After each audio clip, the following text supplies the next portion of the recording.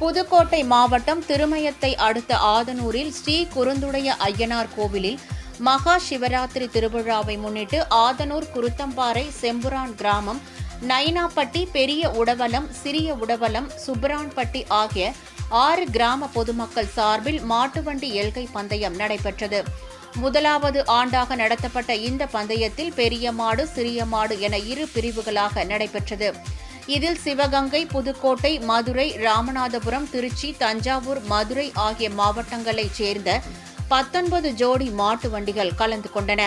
பெரிய மாட்டு வண்டி பிரிவில் 8 ஜோடிகளும், சிறிய மாட்டு வண்டி பிரிவில் 11 ஜோடிகளும் கலந்து கொண்டன.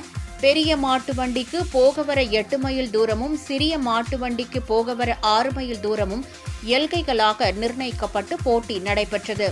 சாலையில் துள்ளி குதித்து போட்டி போட்டுக்கொண்டு சீறி பாய்ந்த காளைகளை சாலை நெடுகிலும் 2 புறங்களிலும் திரண்டு நின்ற பொதுமக்கள் கண்டு ரசித்ததுடன் மாட்டு வண்டி சாரதிகளை உற்சாகப்படுத்தினர். இதில் முதல் 4 இடங்களை பிடித்த மாட்டு வண்டிகளின் உரிமையாளர்களுக்கும் அதனை ஓட்டி வந்த சாரதிகளுக்கும் ரொக்க பரிசுகள் வழங்கப்பட்டன.